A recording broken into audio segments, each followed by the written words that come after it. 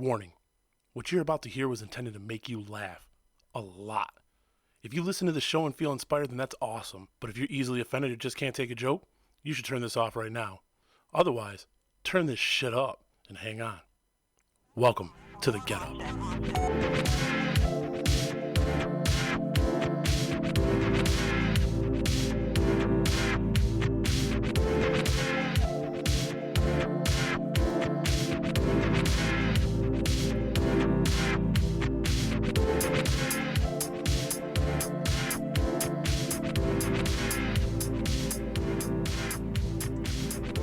All right, welcome to another episode of The Get Up. I'm your host, JP. Today with me is Warren and Amira Woodruff, right? Am I saying that right? Yeah. Okay. I always want to call you by your last name that I knew you as, right? And Amira and Warren are a dentist power couple, right?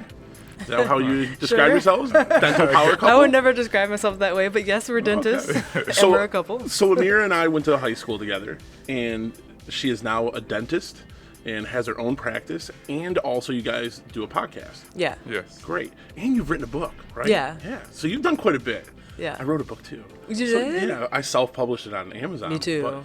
But It's the way to go. Yeah, exactly, for sure, right? So go ahead and introduce yourselves, like give a little bit more of the back history, who you guys are, what you got going on. Okay. Go He's first. pointing at me. Well, like Jason said, do you go by JP? I know you introduced yourself. Yeah, Jason, JP, whatever. People call me all kinds of names, so. Okay. Yeah, whatever you want to call me. Yeah, so we knew each other back in high school. So I was thinking earlier today, that was like 20 years ago. Isn't that shit crazy? What happened? Right. That's crazy, right? Yeah. And so Jason knew me as Amira May, my maiden name. And then Warren and I met, well, we actually knew each other when we were younger. Really? He pretends like he doesn't remember me back then. Because it was like first Don't grade. listen to these stories. Really? That Yeah. far back? Yeah, like we were in a community group, like elementary school. And I remember him because I remember like, oh, he's so cute. And he doesn't remember me at all. That's These weird, stories right? Like, Yeah. I mean, kind of weird how it rolls back. He's like, you're crazy. So I don't know weird. what you're talking about. So then we went to University of Michigan together, and we just became friends. We were like friends all through undergrad, and then we started dating at the end of senior year, and then we both ended up going to dental school, and then his father is a dentist, so we started practicing for him Oh, okay. after that, and then we got engaged, and then now we own our own practice. Where did the dentist part come from? Like, where was that? Like, Well- what was it? Just because your dad was already a dentist, so you already grew up Say your kind of part. seeing that stuff, or? So I did grow up around dentistry with my dad being a dentist, but I actually never really thought I was going to be one. I was always into science and technology and computers and all that. So when I went to University of Michigan, I actually started out in the School of Engineering, and I was going to be a computer engineer. Is what I thought I wanted to be, or maybe work in a studio. I love Right. like the setup that you have right now. Like I get excited when I see You geek things it like out this, and a I'm little like, bit? yeah, it's great. So I'm kind of a tech geek too. yeah. And so I started taking some classes in the engineering school, and it was absolutely not what I expected it to be. Because I remember when I was in high school, I did a summer program up at U of M, and they show you like all this cool stuff, and you're gonna be working with robots and doing Right. all this stuff. And I didn't know that that's not until like you're maybe into like Working on your thesis? Yeah, you're like into your graduate program, and I know that I'm gonna have to go through like 6 years of just grinding through like. Doesn't math that and kill you though? science. Yeah. I mean, like, I went to film school in Chicago, and Cool. like, I got to skip a lot of prerequisites, but like, why do you have to go do all the?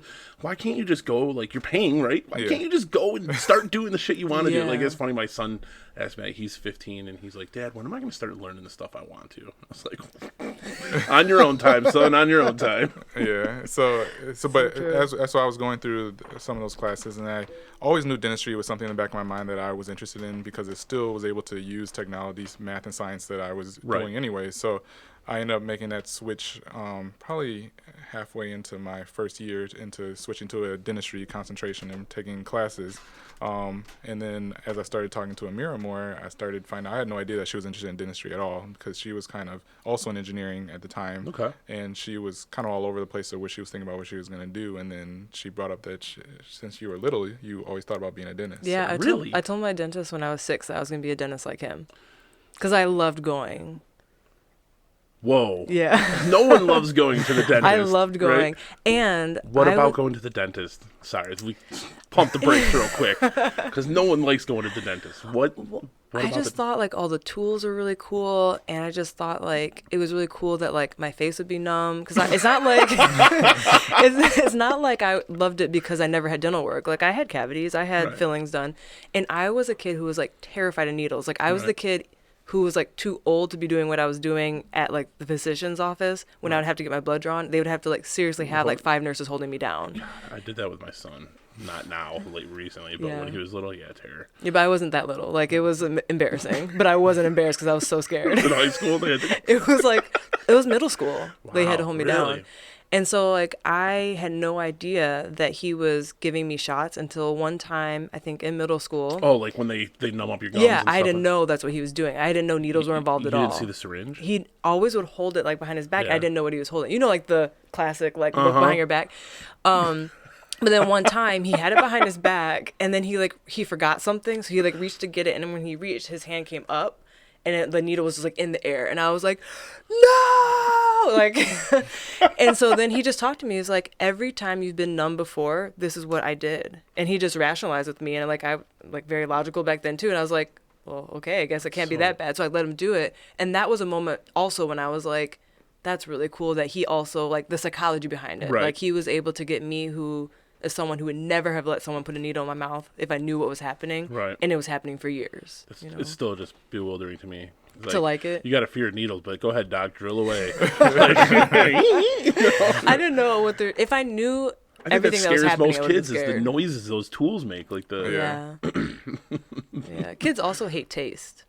Yes. Like any taste they don't like, they're either like threatening to vomit or they just won't open anymore. Well, I think the worst part of the dentist for me was just the like... Okay, don't swallow anything. We're going to work in your mouth now for a second. Okay, here's the straw to suck everything. And like, just sitting there with your mouth open for so long. I always think it's funny, though, that people are afraid when they're in the dentist's office to swallow their own spit. And so, like, their mouth will pull up with their own spit. And they're like, I need to suction. I'm like, you can swallow, too. It's just your own saliva.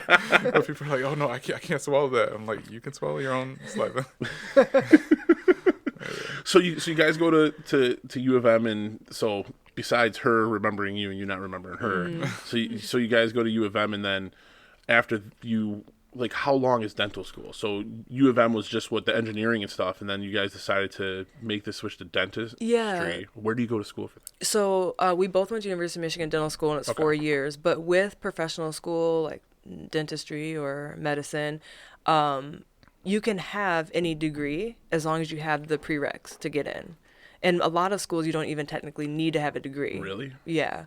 So, like, you can major in anything. You could have majored in film, yes, as long as you had all the requirements for that particular program. Most of the programs are pretty similar in what they require. And then you could have just gone to dentistry school? Mm-hmm. Dentistry school? Yeah, so most people in dental, like in our class in dental school, most of them I would say were like science majors. Really? I mean, it kind of makes sense, right? Yeah, like physical science majors. We both ended up majoring in psychology, so like, social science. Right. But there's a wide variety of what people majored in.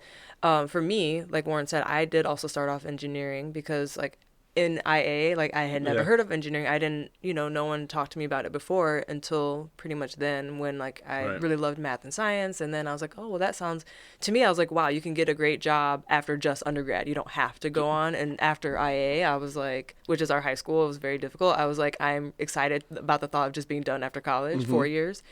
Yeah, right. Yeah. This degree that I graduated with is supposed to get me out of some of these years of school. Come on.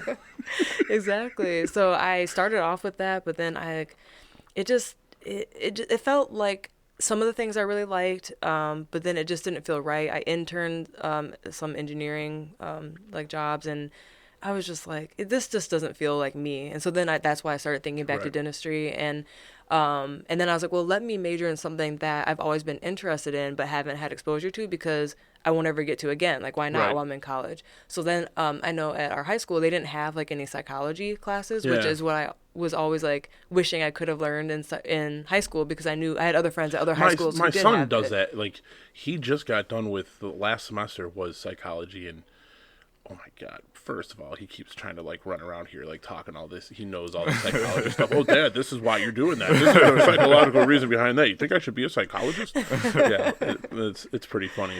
Yeah, so I just never had exposure to that. So I was like, I'm going to major in that. Because of engineering, I had already technically done a lot of the prereqs for dental school just Okay. by what was included in the engineering program. So I ended up switching to psychology pretty late. So I had to take an extra semester to finish graduating. So even though we were both the same year, I started dental school a year later because I had like an extra semester, then a semester off. And he went straight, he switched from engineering soon enough where he was able to finish on time. Okay. But that extra semester off was heaven. I took after graduating, I took a year before going to school. It was funny, like we had a class in IA that was books to movies or books to film, whatever, and that was like the first time that someone had like put into my head that you could actually like have a career making movies, and I love film, so it was like, really, and then I looked at different schools and. Like New York's a really big spot for film, and then out in California, and then I went to Columbia College in Chicago, which is like the closest like actual big film school. I think the cinematographer that works with Steven Spielberg the most, he's from that school, so like every time they're doing a movie, they pluck people from that school. Chicago's always having film shot there. Yeah. When I was in school, Spider-Man 2 was filming, and actually I had an exam that day, but like a bunch of kids went and were extras on the train fight scene where he's fighting Dr. Octopus. That was all in Chicago. Like literally we were on a break from our test and the train went by with all the camera rigs and everything on it. It was really cool. But then they ended up meeting Sam Raimi, the director, and everything because they were film students and stuff. So it was a really neat experience I didn't get to have. But it was really cool being there. But it was that kind of thing, like I never thought about that until I had talked to one of the like career counselors at school, and they were like, "Oh, well, you check out this college and you can really do that." Now Chicago was really expensive, so I only made it like one semester, and then I had to move back home, and then ended up having a kid. Things changed a little bit. Oh yeah, life plans changed quite a bit. So I ended up working for my uncle, doing deliveries, and that's what I wrote my book on. Was just like 40 short stories about my crazy delivery experiences. Oh, I that have like sounds a good. whole another 40 stories ready to go. I just didn't sit down to write it. I sold like 40 copies. It's like $2.99 on Amazon. Yeah. It's called What the Truck. What the truck? Okay. Go buy it. It's on Amazon. So I just like try to stay busy and do all kinds of stuff. Like my girlfriend does crafting, everything. That's the whole mess going on over there. And, Okay. But yeah, so I mean, like the school part, that was one of the things that annoyed me too, is like the prerequisites that I had to take. Like I had to do, the English and the math and all this stuff. It's like, well, I just want to go make movies. I just want to be a director, a cinematographer. It was funny though, because when we were there, one of the things like when we went to orientation, they're like, how many people want to be directors? And like everybody's hand shot up. He's like, cool. One of you will make it. Like one of you will be a director. Why is that? So one of the things that he said was, it's everyone's misconception of what a director is. You find out that like what you thought a director isn't really what it is, and then you may fall in love with a different part of the process. But it's like the director's job, the way you put it, is being able to speak all these different languages and bring everybody together to complete the project. And the vision that how he sees it. So it was really neat. And then I worked with a couple people on their directing projects, and I was doing storyboarding for an animated movie. Like I was doing quite a bit of stuff before I had to move back home. So it was kind of sad. But Do you still dabble at all? I want to. I was working on a script with a couple friends for a TV show to see if we can get it made. Feel the climate's pretty right for it. And then I have a buddy right now that's going to Specs Howard for video editing, so he wanted to work on something. Yeah, it was tough, and it was funny. Do you remember Ted Hauser? He was in my graduating class. He actually is one of the directors of Cinetopia Film Festival. So he was a guest on my show, and he actually he moved out to California, did video editing and stuff for a while. He's shot some short films, and now he's back in Michigan. And the Cinematopia Film Festival, like I said, he's one of the directors, so he got to help pick. They did a Detroit Voices, where they focused on Detroit filmmakers, and so they highlighted like the best of the submissions and stuff from Detroit and everything. It was cool. I went and seen that stuff too. cool. It was really neat. But he stayed with it. Having a kid changes a lot of stuff in your priorities. So it was harder and harder. I wrote a few scripts that I had always wanted to shoot, and like started getting cameras and stuff together, but just never. Life got in the way and never picked it up. Maybe I will in my twilight years. Who knows? Yeah, but definitely. So now I'm doing this. There's a film school in Troy, MPI, Motion Picture Institute. Mm-hmm. Yeah, I don't know much about the like the students who go there, what their experience is from the film side, but like I'll go sometimes to like open auditions there for like the students to like act. You do that too, right? Yeah. Look at you. Yeah. So Warren, what else do you do besides dentistry? I'm trying to stay on her level. No, not at all. I mean, like I said earlier, I'm really into technology. So I when I was in undergrad at Michigan, in the engineering area, they had this whole place where you can rent out space to use all their video editing equipment, their sound audio equipment. I mean, they even had like $1 million studio in there. And so that was like one of my passions, is just learning and kind of teaching myself. And I took a couple of courses on the weekend to learn how to do some small video editing and then also audio editing. Right. And so from that, I remember when we were in college, like I made a video. It was like a senior video. I compiled all these pictures and videos through the years of all our friends, and we made like just a big graduation video.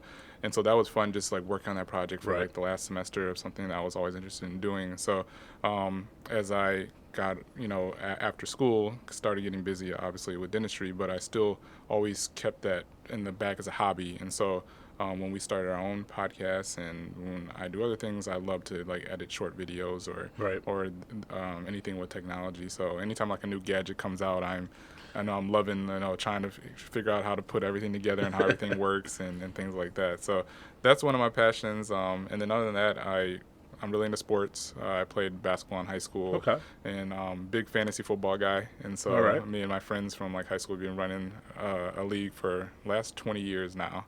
Wow, so, a 20-year league. Yeah, and so crazy. It's intense. I mean, we have like a league manual that's like 50 pages long, and like he's saying we. He's a commissioner, so he created it all.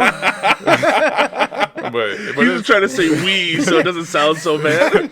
But it's a fun outlet because, like you said, time goes by so quickly, and this is a way that I keep up with all my friends from high school and college, and we're together when people get married or they have kids or weddings or anything that's going on. It's a way that we keep in contact. We have a group email that's going along throughout the year too. They're so serious. They have a list of people who are like banned from like not paying when they're supposed to pay. If you don't pay your dues, you're banned from the league. You're banned. Oh my God. But, and there's a waiting list. Yeah, but someone hoping someone's gonna fall off so they can take the spot.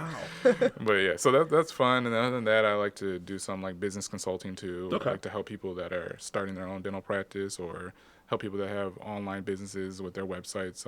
We've made a couple of our own websites ourselves too. We taught ourselves how to do that. So that's some fun. So I never thought I would be able to make my own website. Right. But yeah, that's fun too. There's a lot of like interesting tools too that help you do that. Like I've had websites like because I was a magician, so I would do like bar magic and stuff, and I used to DJ quite a bit. So DJ Magic was the name I used. Oh, and cool. I've had websites and stuff. Like it's funny actually. I've got cards in the little silver case over there, but and I haven't done that for a little while now, but I was DJing quite a bit too after high school in Detroit, Mount Clemens a lot, doing a lot of hip hop stuff.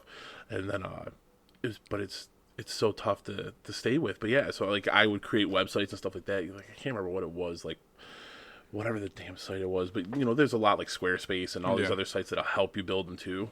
Now, do you use those, or did you guys like actually learn like HTML or like any of the languages to? We had to learn some of the languages in college, but I don't remember any of that. But what we do is, well, you're like that's like his thing. His thing, right? You talk more about it. Well, like she's saying, I remember even in high school, I took some computer programming classes, and we had to learn HTML. So I know some basic coding, but the biggest thing now, like you're saying, there are Squarespace and other things that are out there, but the main one that majority of major companies use is WordPress. Yep. And WordPress is really easy. It seems daunting at first because you don't need to understand HTML to do a simple website on WordPress because they already have pre-made themes that you can choose from, and from there you can add plugins and things to make it even look nicer. But if you do understand HTML, then you can enhance your site even more. So having a small knowledge of it allows me to make like small edits to make it better. But it's really easy. I mean, we watched a tutorial video on YouTube on a theme that we liked, and within a few days, I mean, we had the bones of the website up, and then we've just been tweaking it. I'll tell you what, like the internet's changed a lot of that. Me and a buddy bought a motorcycle that we didn't know if it ran at all. Like, just bought it. Yeah, it was like a couple $100, right? We were like, we'll go in on this. He's like, you think we can fix this? I was like, me, you, and the internet, man, we got this. Yeah, right? And we got it running. Yeah. We ended up getting it running. Then he went and just bought a brand new motorcycle.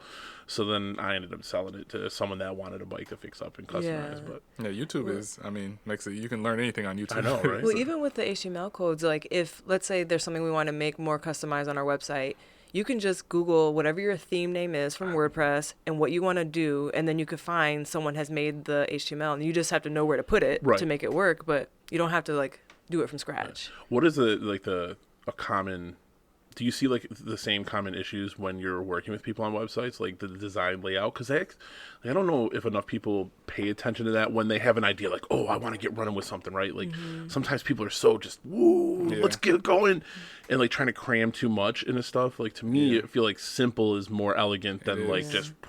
And you look at like some of the major companies like Apple, you look at their website, or you look at some of these websites where they're very clean and it's very simple and there's not a lot on there. And what they're doing is they're trying to push you to or point you towards making the sale or the purchase. Right. And so, I always tell people like the white backgrounds is big because then, and there's certain colors that work better than other colors. And the size of the button for clicking to purchase something is important too. And so those things that you'll notice a lot of people that are just throwing up a website don't pay attention to those things, and they'll try to cram everything on the main page and too much text, and next thing you know, they have a short attention span. They're going to click off your page if it's not clear what you're selling or what you're about. So. Or when there's too many call to actions, whether it's a website or like just an email, people just don't click anything. The more things you have to click on, the less people click at all. Yeah. No, there's a whole bunch to that design. It's the company I work for downtown. It's a pretty big mortgage company.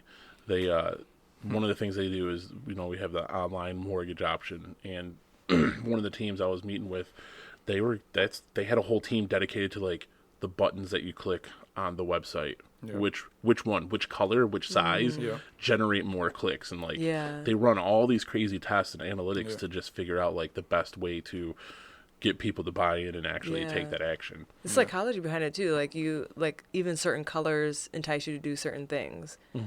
With a website or like even like a restaurant, they say like the color orange, I think it's yellow and red, make you hungry. So like if you think about all like the main like fast food restaurants, most of them have those colors. Well, they're saying like I remember reading an article a few years ago, but that like the brightness of the lights. Oh, I forgot to turn that other light on. I should probably do that.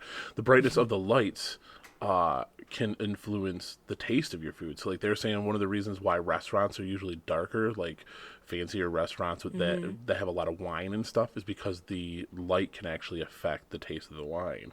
Like psychologically. I gotta turn this, gonna drive me nuts. All right, no problem. There we go. Oh, big difference. A little brighter. So one of the things in starting to do video was my first, like, if you go look at the videos that I have posted right now, they're horrible. Like, the video quality is atrocious. What type of video? So the first video I ever did was with the cell phone. And what's cool about the cell phone is, like, the camera's pretty good, so the video quality looked all right. But it doesn't have enough memory, so it died. Like, stopped. So it's funny, like, the video, like, 3/4 of the way through, it just becomes a still image. And the rest of the audio plays out. And then I went to the camera that we bought our daughter for Christmas, like, a year or so ago. And I only had, like, the one light over there before I had these lights. So then it was, like, super dark. Like, I had all these lights on for one, and there was too many shadows and stuff. I didn't like the way it looked. So I was like, I'll just do the one light source. It looks like we're having like a candlelit dinner. And then the camera, because the light is so bad, the footage is really grainy. But it was like, oh, well, we're here now. I already recorded 2 hours of this. So like, lessons learned. So then then I got these lights. So I was like, okay, we're not going to do that part again. So getting the better lights definitely helped. But then now I have this camera and that one's see, now I keep running into different issues, like the tech side of stuff, right? Yeah. Is like that camera's way better than that one. Yeah. So like the video that I'm editing right now, it goes between the 3 camera angles, which creates a ton more work. Yeah. Because I'm literally so like before when it was one angle, I could like chop the beginning where we're clapping and everything and chop the end and just put in like the outro and it was pretty much done. Right. Now I'm like literally I have to go through and I gotta cut everything. So when you talk, it's gotta cut to you. When you talk, like it's cutting over here. Then when I'm talking, it's cutting over here or doing the wide shot. So it's a lot more. And it's funny because you were talking about, being like a tech guy. So I'm like, man, there's got to be an easier way to do this. There is. It's expensive, but there is a better way. So now the next thing that I want to try to get is a live video switcher where I can run all the cameras into it. And you can just hit a button to pick which camera is doing the feed. And the audio is still synced up. So the audio wouldn't be, but the video file would be done. And instead of being 3 memory cards with all this data I have to go through and chop up, it would just be the one video file. So it wouldn't be as large as all 3, but then it would already be edited pretty much. Okay. Yeah. So then I would just have to sync the audio, trim the beginning and end, and it would be pretty much done. Because I could just like, camera 2 is for you guys, camera 1's for me, camera 3 is the widescreen, but I'd have to get another camera for there, and I'd have to get a better camera for there because that one doesn't have the connection that works with the machine. And then the machine itself's like $300, and and she's like, "Oh my God, what are you doing?" Well, what's tough too is you're the one, being the host of the show, and then you're trying to, press the button. I would have to be trying to do this and checking the audio at the same time, and that's the problems we have sometimes with our podcast. Is I'm like looking at the time, I'm making sure it's recording. Yep. I'm looking at while I'm trying to make sure I'm saying what I'm supposed to be saying and engaging in the conversation because you don't have like an editor in the background that's doing the work for you when you can just enjoy the interview and talk and let someone else do all that. So it is a challenge. Yeah, so that's one of the things that makes it awkward. Sometimes I'll have a monitor here, especially like if it's like an artist or a musician, so I can look up the stuff and we can both look at it. Okay. And it's that part, like you get to like the dead time where you're like trying to search for something, And you're like, I try to have stuff up, already, but it can be pretty interesting. So the dental stuff. So you worked with your dad. Yeah. Do you have to do an apprenticeship like most other medical fields, like the internship or apprenticeship for my stepsister is going to medical school. Mm-hmm. Actually, she just finished and passed all her tests and stuff. So now she's doing like a residency. Yeah. So do you have to do the same thing for dentistry? No. So you don't. Once you finish dental school of 4 years, you are a general dentist. There are options if you want to do like a year in a hospital. They call it like a general practice residency, where you're basically just getting more experience. But that's a choice. Or you could do like a more aesthetic residency for a year. But if you want to specialize, like be an endodontist, orthodontist, pedodontist, whatever what specialty. What the hell was that last one you just said? Pedodontist, pediatric dentist. Okay. Yeah. Oh. Most people. You rattled it off so fast. I was like, what did she just say? There's quite a few. Depending on what you want to do, then that is an extra actual program you apply residency, for. Yeah, and they're considered residencies. And that could be 2 to 3 extra years after. Or oral surgery would be 6 years. Yeah, after. I don't know if I can just do that much more schooling. That's why we're both general dentists. I don't know if, even that, it's like, man, they already doing this. So, I loved school. I actually liked school compared to like my son. He hates school. My daughter, she likes school for the most part, but my son like hates it. And I was like, man, I just always like to learn and stuff and, hang out with the friends and everything too, which is funny because like you got a fantasy football league with people that you went to high school with.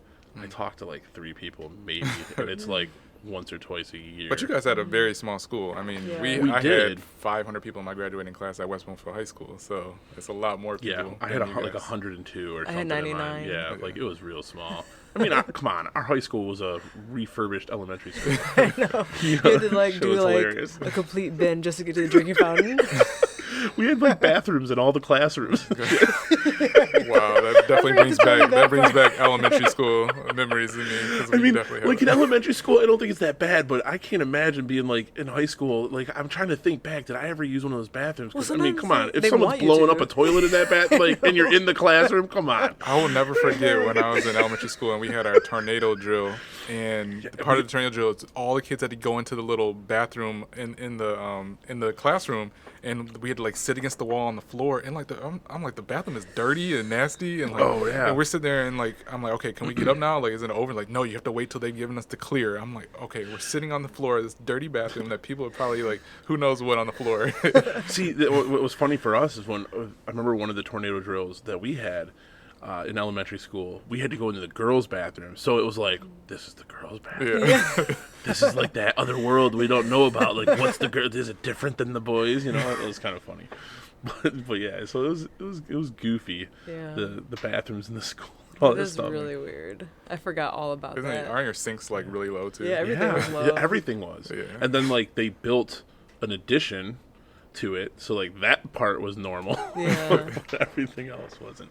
But yeah, I just like, I don't know, like just the keeping tabs with everyone. I'm not huge on social media, which has made like doing this part of is kind of a problem, right? Because I love this aspect of it, and I love talking to people and hearing their stories, and a lot of that came from when I was DJing and I was working with musicians. Like me and a buddy would put on shows for musicians that were trying to get out there and get exposure to perform at, and it'd be variety shows. So, you know, you could have a rock band followed by a rap group followed by an acoustic performer. Like, we had everything, and it was just really cool to talk to them and find out like what their story was and why they were a musician and everything. But totally lost my train of thought. Holy But then shit. you probably like promoting it on social media, but Yeah. you're not that active on social media. Right. So like it was even with this, like I never had an Instagram before this. You know, Facebook, like this is the most, it was funny because people that know me were like, what's going on? Because you've never been this active like on Facebook. Yeah. Before I started doing this, like once or twice a year, I would just Really? like just check, see what's up. Yeah. Like, you know, see if anyone's tried to send me an email or a message on Facebook or something. But other than that, like nothing. No Instagram. And my girlfriend had Instagram and everything and all this stuff all the time. And I was like, I don't need all that. And now I have to be on Yeah. it. So it's like, it's part of the game, right? Yeah. And I think for me, when I came back from Chicago, that was kind of part of the issue, right? It was hard to find like-minded people that were like into film and wanted to. Like the networking was a little harder than it is now. And I Yeah. mean, that was still like the earlier days of the internet, you know, like 2002-ish, whatever. But now it's like nothing. I see people posting like casting calls, Yeah. you know, like right on Facebook and on Instagram and everything too. So it's definitely changed everything. Yeah. And it's made it easier to see what, you know, old classmates are doing. Right. But I still really don't talk to many people. Like, Yeah. I wish I wasn't as active on social media just because it's like a waste of time, really. yeah. But on the other hand, that is the best way that I've been keeping in contact with people, just because Right. I'm not great with keeping in contact, not great with the phone. But then also like with business side, you have to be active. Like even with like know. you don't know how many people find our dental office from Instagram. Really? Yeah, Facebook. Yeah, Really? Facebook and Instagram. Yeah. Wow. And I it's like, thought, look, whenever I need something, I just go into Google Maps and I'm like, where Yeah. is the nearest one of these things? And Yeah. pops it Well, up and I start looking at reviews. Right. so what's interesting is that, so that's true. Like if you know that you need a dentist, you're going to go to Google and you're going to look for dentists and look for the reviews. But what happens is that on social media, we can really target a specific type of person in a specific area that we want to reach out to as a potential patient. And so I may be able to create an ad and I can say, I want to reach out to women ages 25 through 55, who Right. are That usually the certain most, demographic, the yep. most common person that of a family is going to make a dental appointment. And I want them. You're and targeting the yeah, mom. Yeah, and Exactly. so Exactly. yeah, and they'll I'll say within 3 miles of our office, and then I'll make an ad and I'll say I only want it to show up in their news feed. So they're Right. scrolling through their news feed, looking at their friends' stuff, and all of a sudden it pops up a dental ad, and they're like, "Wow, I haven't been to the dentist in a couple of years," or "I need a new dentist. My dentist is retired," and now it's like triggering in their mind, like, "Oh, why not give them a call? This looks like a fun office." Right. So now you're getting someone in that wasn't thinking about a dentist, but now it keeps showing up in their news feed, and they're like, oh, they're right down the street from me. Well, they got a lot of. Let me go to Google and look at their reviews and all that. And so by targeting them that way, it's the same as like if you're watching a commercial on TV and you keep seeing those Coca-Cola ads, the same things. Yeah, you're not going to buy a Coke after you see the ad, but it's just subliminally in your mind. There, right? So when you're at the store, you're gonna be like, oh, maybe I should buy a Coke for some reason. You're thinking it's because you've been seeing that over and over again. As well. So I think that's why it works so well on social media, is that you're able to really keep, putting out your product or whatever your service that you're selling, but you have to be consistent with it, and that's the hard part. It is hard about it, well. Like it's funny that you said that too, that like that's the demographic that you're aiming at, because literally this morning when I was like, my son's like, who's your host or your guest today? And I was like, oh, that's the girl that I went to school with, and her and her husband are dentists. And it's the first thing out of my girlfriend's mouth, you need to make a dental appointment. Right? See, exactly. And he's like, I just got my braces off. And we're like, yeah, orthodontist is different than the dentist. Yeah, anytime I have a patient, because when we have a new patient, we'll ask, like, we have on the paperwork, how'd you find, but like a lot of times people check other, so like we always ask, what the hell is other? Yeah, how'd you find us? Seriously, 99% of the time, if it's a man, any age really, it's like my mom, my girlfriend, my wife. Yeah. You have to ask them, because I don't know. They're the ones who told me to come. I'm the same way. I'm the same way. I got other stuff to do with my So we don't waste ad dollars on the men. So you find that is really helpful, huh? Doing the ads through the like Facebook and Instagram it's cheap. and stuff. So like that's the crazy part to me, is with especially everything in the news all the time about Facebook. Yeah. That everyone still uses it. Yeah. And Instagram now is owned by Facebook, so the same kind of stuff is going on. But I always wondered, how worth it is it to do one of those? You can boost this post for X amount of dollars, and it'll do this and it'll do that. Like, is it really worth it? But yeah, you have to know your demographic too. So like, Instagram has a different demographic than Facebook. YouTube has a different demographic than those. And so depending on whatever your product or service is, you need to find out where your customers or community is. And so for us, like, what I've noticed over the years is that Facebook is actually going towards more of an older demographic. Yeah, definitely is. It's us. Yeah. We're the Facebook generation. And so those are the people that we're really targeting, because we want the people that have the families and the working, people to become patients. But then at the same time, Instagram works really well too, because you have a lot of people in their 20s or early 30s that are really heavily on Instagram. So we're on there too. You guys on TikTok yet? No. I never done I have to draw a line somewhere. Yeah, but so come on, you can use it for so those work too. But with Facebook, with the ads, you really do have to take time to do your research and understand. Or if you don't know what you're doing, talk to someone that does, because you can waste a lot of money, like by boosting posts incorrectly, and also you just need to be very organic with what you're posting too, and be very, don't just post a random dental video or something. You want people to see like the real you, and so we post a lot of fun pictures with patients and fun videos and things that we're doing with our team members, things that then they get to really know us, and make it more personable, because a lot of times people will go hire some agency out there and they're like, oh yeah, we'll handle your social media account, but they're just going to post up a link about what are the top 10 ways to brush your teeth or something like that. And if it's a video, you see there's 2 views. Yeah, and it'll be like 2 views, versus if I post a video of a community event that we're at, maybe we're donating time for, like just recently this past week was Martin Luther King Day, and so we are sponsor at this big Martin Luther King walk in West Bloomfield, and it's an event that's been going on for a long time. So me going to an event, taking pictures with different leaders in the community and posting that we're participating in that gains a lot more traction than someone posting just a picture of dental tips or something like that.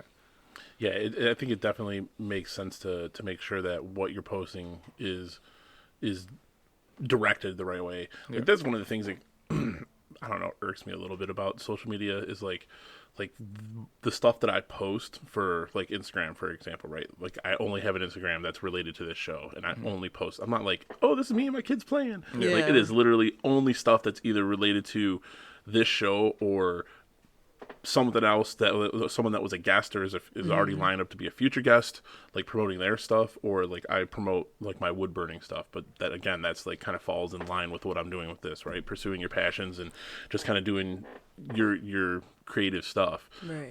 But I'm never like, oh yeah, just, ate tacos for dinner. Like that part to me, like if I wanted to do that stuff, which I have no desire to, it would have to be something that I separate from the actual, what this is, what I'm trying to do with this, like with the business stuff. And I see a lot of times like people have their business stuff and they're just posting all their personal stuff, which can be cool or, like relatable. But I think it kind of takes away from that. Cause like if you're following someone's podcast, you're following it because you're listening to that podcast. You're interested when a new episode comes out. Don't really probably care about what you drank last night or, you know what I mean? So like, it's kind of, it's cool because, and it's funny, it's a conversation I've had with quite a few people, is that it opens the doorway for self-promotion and a lot of people to create their own stuff. Like we've been doing on our own without having to get a marketing firm and stuff, but making sure you also know how to do it right, and then it kind of it makes it easier for a lot of garbage. That's probably a harsh way to say it, but there's a lot of stuff out there that's just so meaningless too, and that's what's hard because you're competing against so many people that are just posting stuff on there, and it's like, how do I get my podcast, my brand out there that people are gonna stop and want to be engaged with it and choose you over the other thousands of stuff that other people are putting out there, and that's very challenging. And I could see like if I was doing this as a full-time thing, like this is what I'm doing, like this generates no income at all. I've not made a cent from this, right? It's only been spending money, which is why I'm holding off on the $300 little controller, because she was like, oh my god, more. But like it is tough, right? Because like if it was my full-time, I could be on here just like posting stuff. Oh, check out this out. So like one of the things that I was reading was like, set a time a day. That's when you're going to post, because it's consistent. People know that you're posting going to come that time, and repost older episodes, all that stuff, which is something I'm starting to try to do. But even that's like, man, I don't want to have to be a slave on my phone all the time. It's a lot of work. Yeah, it is a lot of work, but I want this to also work. But I'm also not doing it to make money. It's been a year now, so officially, I've been doing the good this thing with for a Facebook year. is you can schedule posts too, so you can set that all up like one day a week, and then it will send them out throughout the week instead of having to like do that time. Really? Through if you have a business page for your thing, got a business page, you can schedule the posts, and that's what we do a lot with ours. And so, okay. But the problem is that we also use Instagram, and Instagram you can't schedule a post, Right. So like that I have to try to kind of line it up. Yeah, because you can post automatically to Facebook, and that's usually what I do, which drives me nuts, because then the @s on Instagram don't translate to Facebook. Yeah, so then I'll have to go to the Facebook and go edit it. And a lot of times I'm doing Facebook from my phone, and the @s don't seem to work the same on the phone as they do when you're actually on the website. Like it won't pull up what you're drives looking me for. fucking nuts. Are you serious? Yeah, like I'll be trying to like, okay, so this is I'm reposting someone's thing to help promote it for them, and I can't even put their name in the thing. Like it won't even bring it up. I'm like, it drives me nuts. Yeah. Some people say too that if you, because it's just too much, I also do the same thing with Instagram. I'll like, for my business stuff, I'll share it directly to my business page on Facebook. But some people say that actually will get you less, like Facebook suppresses it a little bit because it's not an original post on Facebook. I don't know how true that is. So much algorithms going on. Yeah. That's just like the post that I don't give you consent to take my photos or whatever. Those weird. Have you ever seen those? Oh yeah, it was like, on X and X day, Facebook's changing their rules, so you got to post. No, I don't consent to you taking my photos and using them without my knowledge. It's always something. Yeah, and then you'll get people that just repost. It's all nonsense. So starting a practice. What the hell is that like? Right? Like, because I was a doctor. Like my cousin just graduated law school, and she just got hired with a firm. And, like, to me, like, that's kind of like the natural thing, right? Like, as a doctor, too, like, going and working for a practice, like, with your dad, but then striking it out on your own. Like, how stressful is that? Extremely. And, like, what's that process look like? Is that something that's really hard to get going? I mean... So, we kind of got lucky. When we first thought that decided that we were going to be starting our own practice, we met a dental attorney. I think was the first person we met. We were just at a random dental meeting, and he was a presenter at the end of the meeting. And so after the meeting, we reached out to him. We said, we're thinking about starting a practice. What's the next step? And so we set up a meeting with him, and he kind of talked over the legal things. But then he was like, I got a dental realtor I want to introduce you to. Which so, who even knew that existed? Yeah. You know? So a person that basically specializes in Never would've thought. helping dentists find properties that they could, either Convert. lease or buy into their practice. And so he introduced us to him, and then from there we someone's introduced us to a dental CPA or dental accountant, and so like we slowly built I would have never figured that there was all this Yeah. dental specific. And I knew from the beginning, just through Riches of the experience. niches. Yeah. Right. And I knew through the beginning from the experience working with my dad that it's so important to have those business people on your team Right. that know what they're doing, because you can't do it alone. And so we slowly were able to build those people on our team, from the attorney to the accountant to the CPA, and then we even found like a contractor. And so by having those people, that made it a lot easier, especially our accountant, who just was able to guide us through the whole financial side of it and trying to get a loan and writing a business plan, things that they don't Is it teach you scary in though? dental school. The is whole scary. time you're doing that, are you like worried that someone's just going to take you for a ride?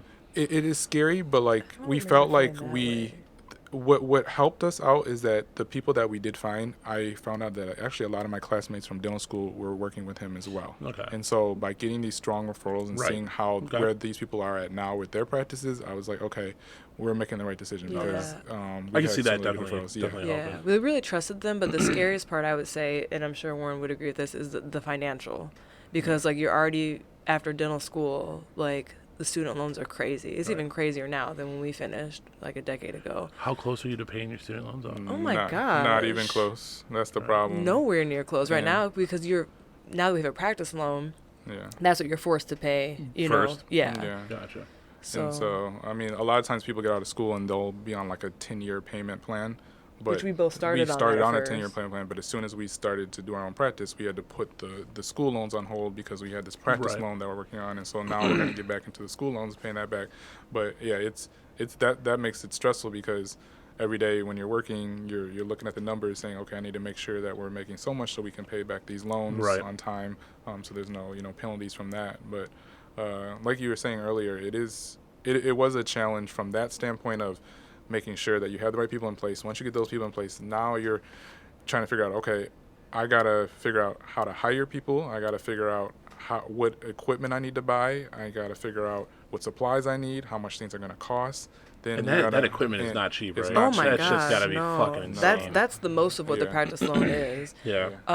And after all of that and all that money, I need a patient. Yeah. Right. And then you got- right. I mean, so Yeah. like, and that's got to be fucking scary, right? Because like, Yeah. you're going into this without a client base, right? Right. Without a patient Well, for base at us, all. Yeah, because we right? did a startup, but like you could also buy a practice that has a patient pool. So We people did do do- that. they will do Yes. that. But people Yeah. buying a practice, the downside of that is that now you have to put a huge payment up front to purchase a practice from someone else, Right. which can be very expensive, because you're buying it based off of how this person Right. may have had a practice for 30 years. And you're also and are you kind of like inheriting their reputation? you're inheriting their Yes. reputation, you're inheriting their staff, Right. you're inheriting. And a lot of times that doesn't go well. And yeah, sometimes that's not good because of that, and you're inheriting practices that maybe things they have done that you don't agree with, and so you got to change all that. So there's headaches with that Right, too. yeah. Whereas the benefit of the startup is you can start from scratch the way you want to do it, but you have zero patients normally. We had a little different situation with us, is since we were working for my dad, and we ended up staying close to where he was when we left. He encouraged us to stay close, in that we had specific patients that we were seeing at his office that he allowed us to reach out to, and they were able to follow transition us over to our That's practice. So we cool, didn't, because, I mean, we didn't have zero That's patients not on day normal. one. Yeah, I mean, well, and that's probably because it was your dad. Absolutely, yeah. Yeah, Because I mean, that's so- like totally right. I mean, in the business, that would be considered like Yeah. poaching Yeah, someone's. typically Right. you wouldn't do that. Patients, and so yeah. like he encouraged us to stay close. That's cool. And he knew eventually that he was going to be retiring too. So when he actually just retired about a year ago, and so when he retired, a lot of his patients eventually followed us anyways Okay. too. So that helped as Yeah. well to gain Definitely. the patient pool. But a lot of it still goes back to marketing. It was a lot. When we worked for my dad, he kind of put me in charge of marketing. So I learned a lot over the 5 years that we were working with him, and I helped to rebuild his website and do a lot of events in the community and a lot of PR. My sister has a background in PR and journalism, so she Okay. helped us a lot with just getting in the newspaper, on TV, on the news, and all that. So I incorporated a lot of that I learned from there into our startup, and really getting the community involved was really big for us. I mean, we had a ribbon cutting ceremony, and we had the township supervisor and all the people high up come, and there's articles in the cool. paper, things like that. And how long have you been in business now? 3.5 years. Yeah, 3 years. All right. Yeah, so it's been a journey. Yeah. It's so funny because he did all this stuff to like shoot his dad's website to like #1 on Google. And so then we started our own. We're like, It's well, tough. now Yeah. we're tough. below like all the stuff he did for that one to get, up there. But now we've creeped up. To That's one of the tough things too. It's funny, like if you search Google for my show, there's a sports show called Get Up. I saw that. I was looking earlier this morning on It's a ESPN. sports show, on ESPN, and so like that's the main pop-up thing. Yeah. But what's funny is like if you search one of my guests, that'll bring up a video of one of my episodes. Oh, okay. Like that'll We've bring up noticed that, one of too. my episodes, but not actually like my webpage. And it's funny, like one of the things that kills me too is like Spotify is a huge way that people listen to podcasts. And it's funny, most people are like, oh, are you on Spotify? Yeah, I'm on there. But if you search for The Get Up, which is the name, it's like 200 down the list. Oh, The my algorithm, gosh. however their search shit Yeah. works, is fucked up. And sorry, Spotify, if anyone listens to this, but fix that shit. Because there's shows that don't have The, Get, or Up in their name, doesn't and make they're sense. above Yeah. mine. The We've same noticed that with thing our on iTunes. we noticed that with our podcast too. Like with the search, like there's things that come up, and I'm like, it's nothing to do with the name of our podcast, and so I'm like always curious, like Yeah. what algorithm are they using to get that? Now with do you have like a show notes page for, let's say you do an episode, and I know you have your YouTube that you're putting on YouTube, and then you're putting them all on like the different podcasts through your hosting site, but do you have a specific page that you make for like each episode? So on the podcast site that I host on, it creates a page for each one. So like Yeah. the general, like if you go to the homepage, like Yeah. you can see all these episodes. If you click on the episode, it takes it to its own individual page. Yeah. So like it does all that. Yeah. But literally I post an episode and it just updates the RSS feed Yeah. and everything automatically, and it shoots, I updates on iTunes and Spotify Yeah. and Google Play and all those places automatically. So I mean, like, that's as far as I'm doing. I'm not going in and creating individual pages. It kind of does it for itself. Yeah, and so we use like Libsyn as we Okay. use to host ours, and but one thing we do too is we have a website, and then we make an individual page for each episode. And the reason we do is because it's kind of helping with the SEO and the search engine optimization. And so we post Right. the actual. I embed the code from Libsyn, and I can put the actual Yep. episode on the page. But then it has like a little short description of who the person is, their links to their sites and their page, and all Yeah. that. And what I've noticed is that we've had a couple people that were on our site, on our podcast, and when you search their name, like you were saying, searching one of your Yeah. guest's name, that actual page showed up maybe like 5th down the list on Google. So Right. then I was trying to figure out how the traffic was coming, how we were getting traffic, looking at our Google Analytics and things, and people were actually coming to listen to the podcast from the Google search of their name, because just a Really? random person was searching their name. This one Saw person's it. an actor, That's kind of cool. famous. So that's one thing that you might want to think about is if you have an individual page, that's another Yeah. way to get people, because people may not search to get up, but if you have a guest who's Right. famous, they're gonna be searching that guest's name, and if you show up like 4th on the list, they're gonna be Yeah. more So like willing what I have. So I have the domain name, but it just routes to the host site. Yeah. That Oh, hosts I all the see. files. Okay. Yeah. So I just have Yeah. it routing to that. Because I didn't want to go through creating a whole nother website. Yeah, If it's everything's annoying. pretty It's a much lot of work, because I picked out the template and everything that Yeah. I'm using on the host site, and everything's in a format that I'm happy with. Yeah. But what I do is sorry, I'm a child still.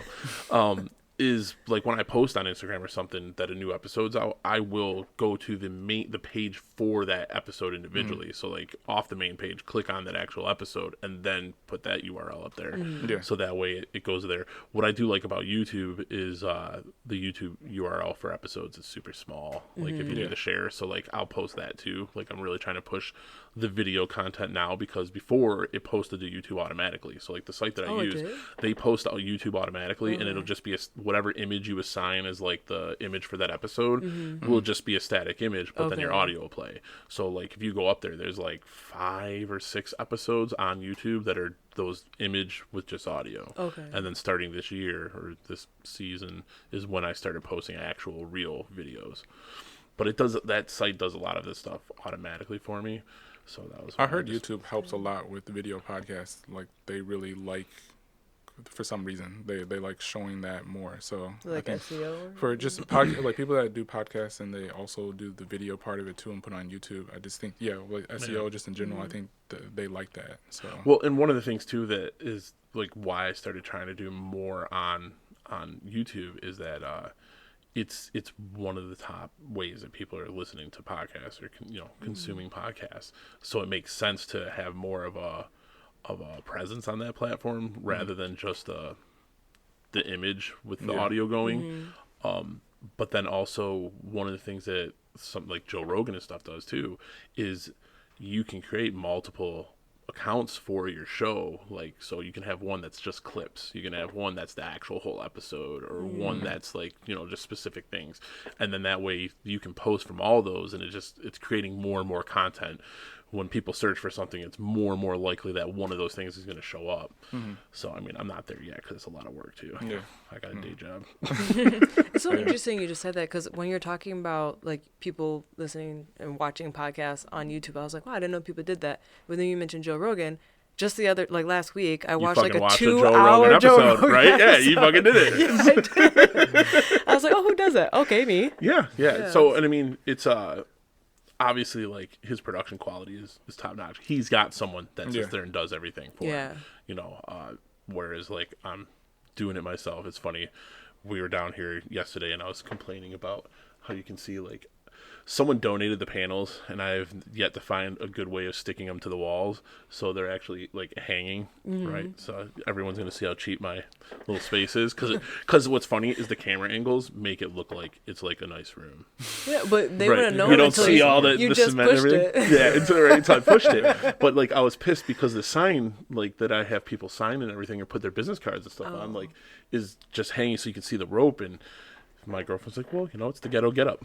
So, but it's piece by piece, and that's you gotta start to me somewhere. exactly Yeah. right. Like, and I think that's one of the hurdles that people encounter when it comes to doing these things. Like anything that they want to is getting outside of that comfort zone of like it doesn't have to be perfect right away, Exactly, right? yeah. Like you guys went into a practice with, okay, I might have a couple patients right off the bat from dad, but generally nothing. But you took that risk and went out and did it.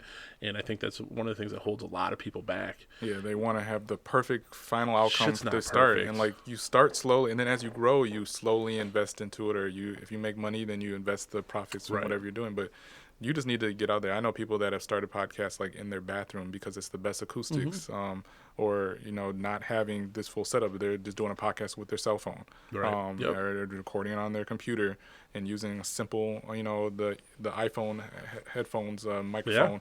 And so you don't have to have the top-notch equipment to get started on whatever you're trying to do. I see it, and being a tech geek, like Yeah. I research this shit out of everything, So like when I bought like the mixer, like it automatically converts right to my computer, so I don't have to get a separate digital interface to convert everything digitally to the computer. Like it just does it all. I got 4 mic. I can do 5 mics. I got a handheld mic too in case I ever get that many people. But it's I did like a ton of research. I'm the same way. and but I'm also like budget conscious. Like Right. the microphone setups you're using, that whole setup was $30. What? Yeah, the cord maybe costs $20, like the actual You never know. microphone cord. But Yeah. yeah, my dad was on for an episode about like aliens and Bigfoots and stuff because he's into all that shit. and when I told him that, he couldn't believe it. He was like, "There's no way." I was like, "Yeah, Dad." He's like, "They can't even be making money on this at $30." And I was like, "And free shipping." Yeah, like I love Amazon. Amazon Prime? Yes, Amazon Prime is like the greatest thing ever. Oh yeah. Like I got these beefier clamps because the ones that came with these were like super chintzy. So once I did the table, I got these like beefier ones. Yeah, Amazon Prime. Like I said, the microphones, Amazon Prime. I'm not special with the gold one. It's just I started off with just the 3, and then I was like, all right, I need a 4th one, and then I got this one. But it's just finding a way to do it, Yeah. Right. You get spoiled with Amazon Prime though, because remember he ordered something the other day, and it was Amazon Prime, but like it was just taking forever. You're like freaking out. Yeah, you start freaking out like, what the Yeah, it's fuck? I supposed to gotta wait come. more than a day. Yeah, and I was like emailing them back, and I was like, okay, like, and I think I Your eventually. email? So I emailed them back. I'm like, my thing was supposed to be delivered today. I ordered it yesterday. I'm like, what is? And this was like right when we had the big snowstorm too. So I'm like, that's probably played a role. But I'm like, still, my package didn't come. And so like they sent me an email back, and they're like, oh, we're sorry, something got lost in the mail. We'll give you a full refund. I'm like, okay. And they're like, if the package still comes, you can just keep it.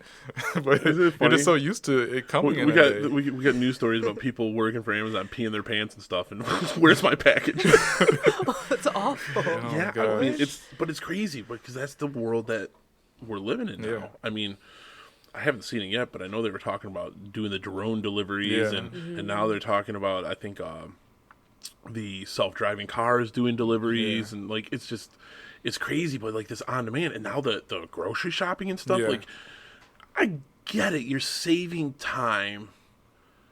But what are you doing with that time if you're just paying someone to go do your grocery shopping? Like, I think I'm just more lazy now, and so I'll be like, okay, I used to, if I needed something like, let's say at the hardware store, or I need to go pick up a few things, I'll be like, okay, I'll just get it. But now I'll be like, do I feel like get up and going to the car and driving down the street, or I can just put it on Amazon and it'll be here tomorrow. And so I'll just put it on Amazon, it'll be here tomorrow. depends on how bad I want it and how far I gotta drive. If I really need it, like I don't really need it today, I can have it tomorrow, then I'm not gonna. But then you're just sitting at home just wasting time anyways when you could have just gone to the store. But he's also the type of person who does not like just being inside all day. So like I remember when we first started dating, he said he denies this, but he said that he said like if he doesn't have anywhere to go, he'll like make up something. He'll be like, I need to go get some pencils. And like just go to the store and buy some pencils.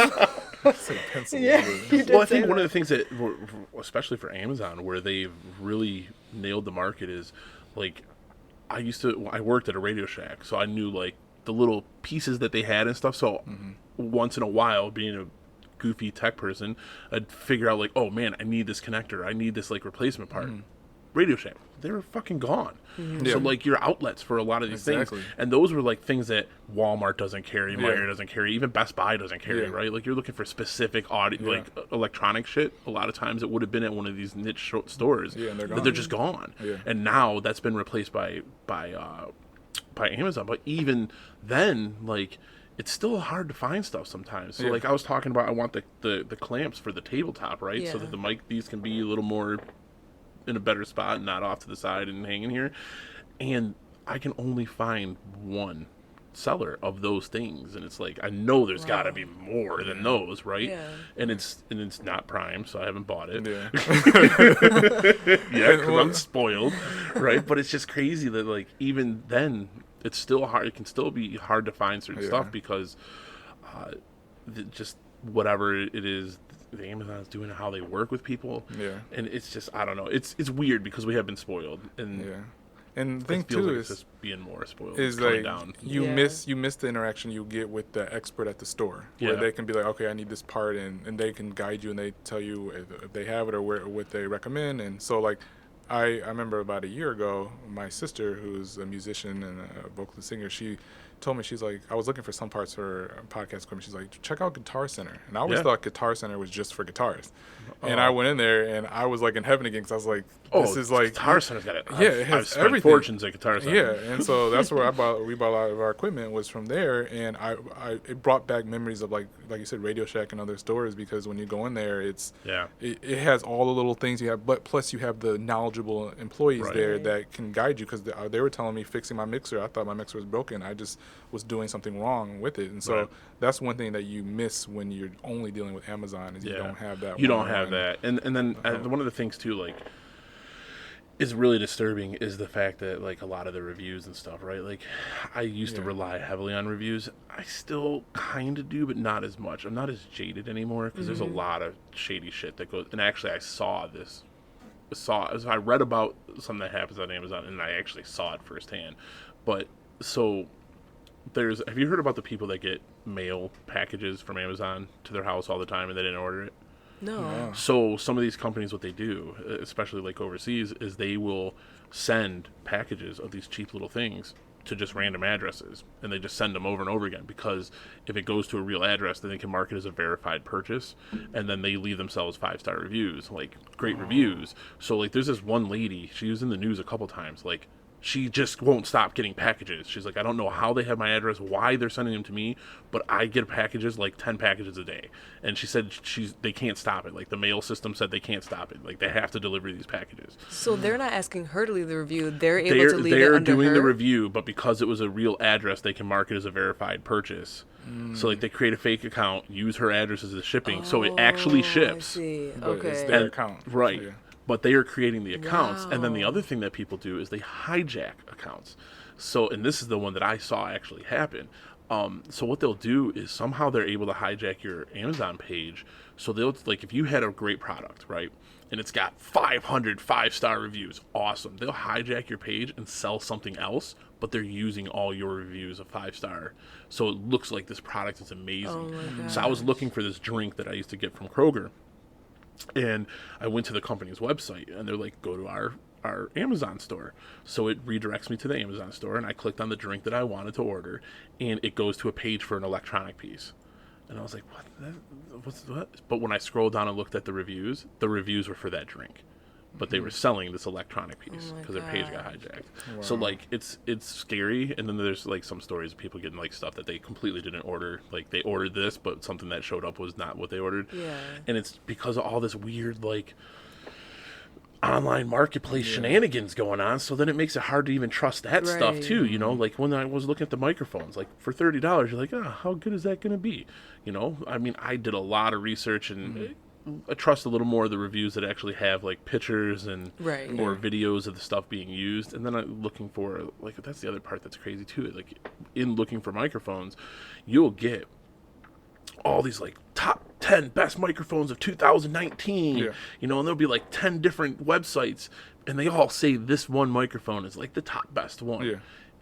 And in my head, I'm like, is that just because this company is sponsoring? Like they're Right. paying for that to look like that. You know what I Right. mean? So like, And then you go to Amazon and like you look at the reviews for that microphone and it's always mixed. And it's like, Yeah. so if I'm looking at the top 10 list and I go to each page on Amazon for each of those top 10 microphones, you're going to get like, 50% people that love it and then 50% people that hate it. And so I'm like, how am I going to know which one to get if all Yeah. the top 10 ones have negative reviews on Right. it as well? And so that what makes it a challenge too. And looking at tech is like, And should like I get said, it? so that's where I'll lean more on like actual video reviews or if I see like Tech Radar or some of like the more trusted like publications and stuff, if it happens to make it into the one of those Yeah. the review of it, I'll trust that a little bit Yeah. more. Yeah. You know, but then like what you were saying, like going to like Best Buy or to Guitar Center, that was one of the things that I remember reading about Best Buy years ago, where they were struggling is they were being used as the guru for this stuff, right? Oh, I need a new TV or new technology. Let's go to Best Buy and talk to them. Cool, got all the information. Now I'm gonna go to Amazon and buy it. And that was like one of the things they were combating and they were worried about. I mean, Circuit City went out of business, right? Like they used to be one of the big electronics companies gone because they weren't able to adapt, I guess, the way Best Buy was able to. Because I don't know. Yeah. Well, I Go to a think, Best too- Buy. Best Buy is fucking busy almost every time I Yeah. go. Well, the there. one, Ours just one just closed. closed by our house. Really? And it was always empty. And I Really? think it was the same thing. It was that people were going in there, they were getting all the expert info they needed, and then they're like, okay, I can go on Amazon and get that same TV for less because on Amazon you're not paying for the Right. for the employees at Best Buy and for Yeah. the store and overhead, like you're just getting it directly from the seller. So obviously it's going to be cheaper on Amazon. Yeah. But there was times where if I had a really good salesperson, I would still buy it from Best Buy even though I know it was cheaper on Amazon because they put in the hard work to really sell me on that product versus I can get it a little bit cheaper there, but I mean, I'm taking away the sale from Best Buy. So, There's been times that I found stuff that wasn't as cheap. It was more expensive on Amazon a few times compared to a store. So for your medical equipment and stuff, like being super expensive, like I mean, obviously there's no Amazon for that stuff. So like, what's the most craziest expensive piece of equipment you have? probably the most expensive Like is what? probably our X-ray machine. We have The a pan X-ray machine. I mean, and those can range anywhere from if you can get like a used one for maybe like $10,000, but they go Holy all shit. the way up to like $30,000, sometimes even more if you have like a 3D imaging Right. CBCT scanning machine that can get, I mean, even up to close to $100,000. And how long are those things good for? You know what I mean? It's like technology, right? You buy a computer and like literally when you walk out of the store, it's already outdated, blah, Yeah. blah, blah. So like, how does that work with the medical equipment? Like, is it new shit's just constantly coming out and you're just kind of like stuck with what you bought, or? Some things that are expensive last a long time, like dental chairs. If you've got it from a reputable company, I've known people have had the same chairs for 20, 30 years. Same with like their imaging machine too. But you are competing with new equipment coming out every year. Sorry, that was my. Oh, so Parts of recording in the basement. You get the fucking sump pump going off, the air going on and off, the heat. But so yeah, from that standpoint, you some things do last, but it's almost like the iPhone. You're always competing with a new one coming out every year, and it's like you have to make the decision: can I stick with my iPhone for 3 or 4 years, even though it works perfectly fine, or do I need to get the brand new? Right. And we're always having to have someone come and like fix something. You know, it's still like issues with electronics and technology. There's always something. Yeah, but that's probably the most expensive one piece. But then there's also like really expensive small things that you wouldn't think are expensive, but it could be like a $7,000 like small like thing. Sensor, Yeah. expert sensor or something. And $7,000, the ones we got, that's on the low end. It's ridiculous. That's crazy. Yeah. It's really crazy. So the practice is going good, and now we'll touch on the book real quick. So you wrote a book about dentistry, it looks like, right? Yeah, so we see all ages, but we do My have Wiggly a lot of, Smile. Yeah, we do. Olive's stubborn little tooth. Yes, we do have a lot of kids, and like kids are always so excited about a loose tooth. Like that's like the most exciting thing. I know. And for parents too, like the first loose tooth.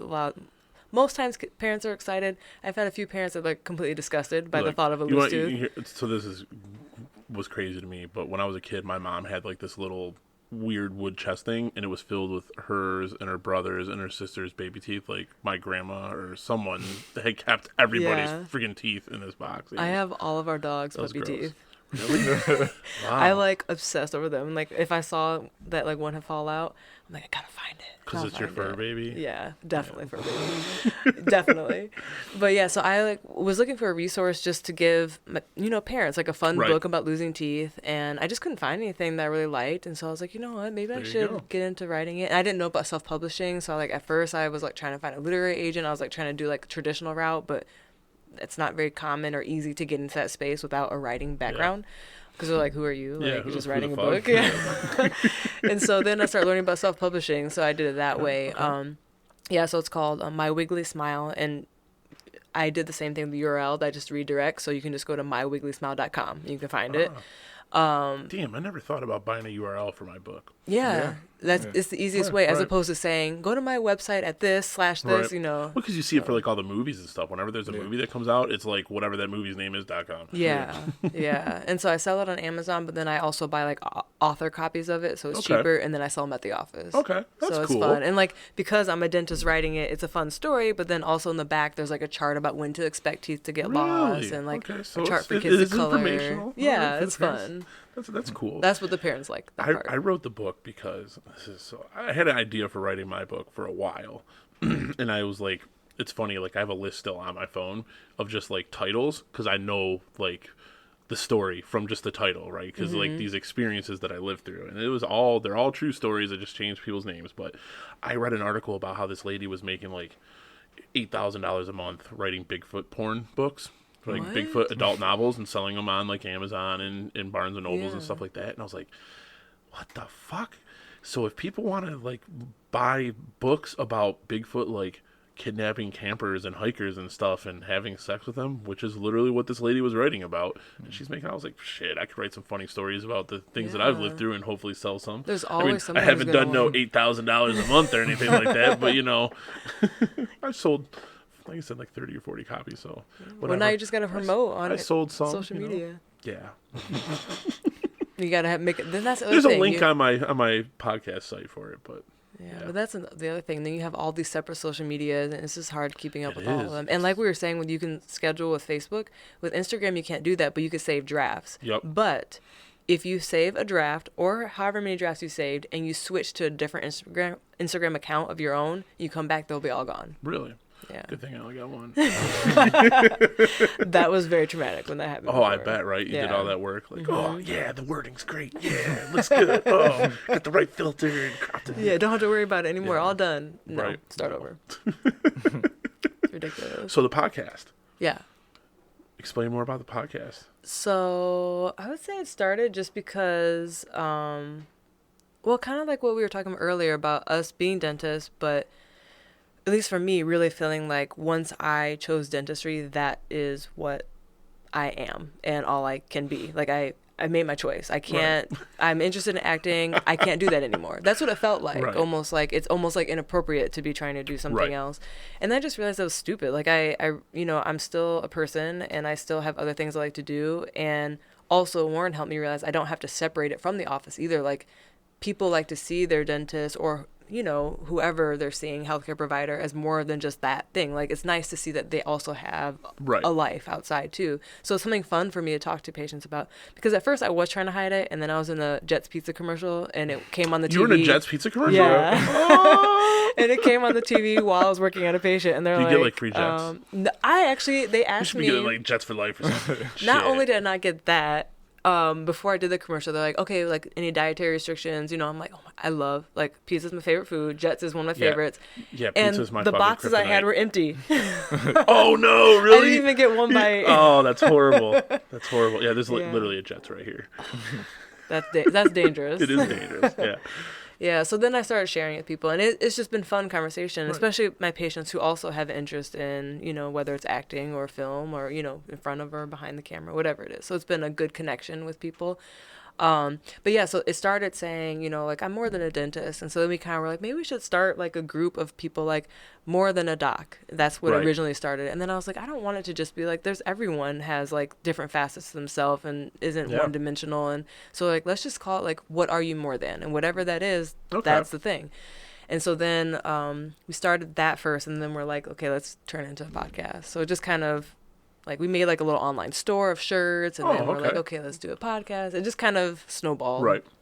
That's where it started from, us feeling like there's got to be other people who feel like, why, when you look at me, you only see this one thing? Like, I'm so much other things than that. I think that's a common feeling for some people, Mm-hmm. especially like you said, when you spend all this time and all this money to achieve this one thing, and like that's kind of like what defines you, Yeah. right?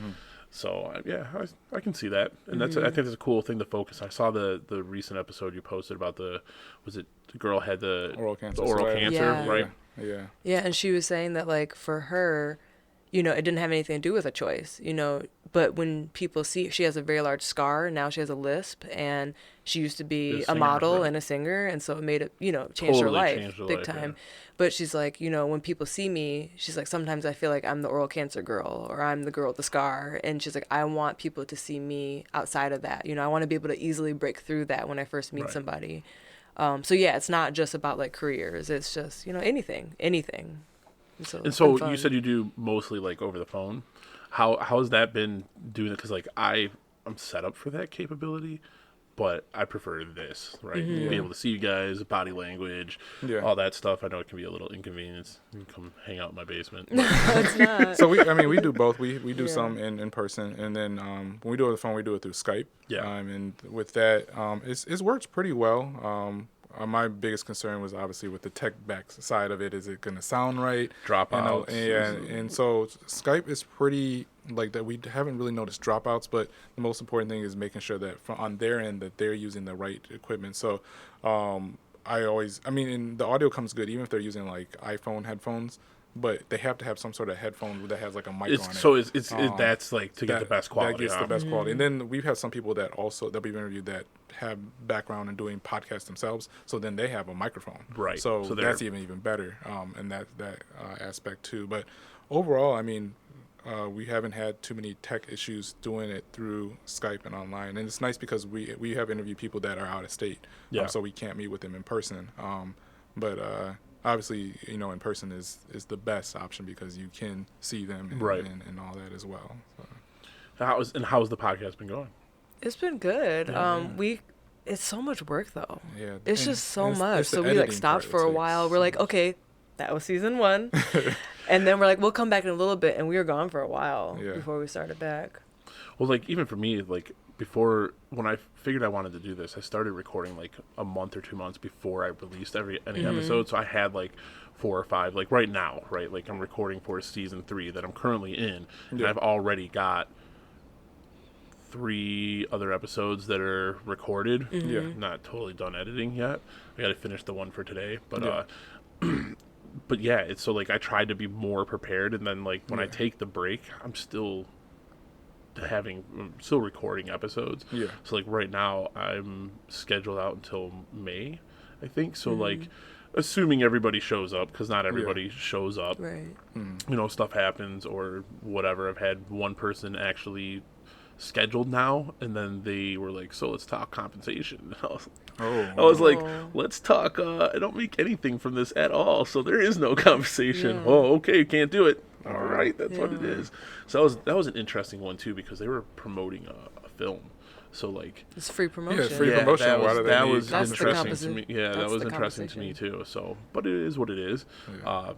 But it has been tough. And then for me, like, when you do talk with guests, like, in person, where do you record at? Do you record at your home? Do you record at Our basement too. Yeah, because I know people that, like, actually there's some studios that have like a whole group of podcasts that will record there, right? Your friend's doing that. Yeah, right? one of my friends doing that, but I mean, we're trying to save on costs too, because that's expensive to rent the time out to use that place. But I know that if you use a place like that, the audio is going to be even better, because I don't even have, like, these panels. I just did this to make it look nice. No, but I mean, I'm sure that helps with the acoustics too, because, like, one of the biggest issues we have is background noise. Yep, so like the air going, like the heat especially right now. the air, and so I have to edit that out. Which it comes out pretty good once I edit out the background noise. I figured out how to do that on, like, Audacity.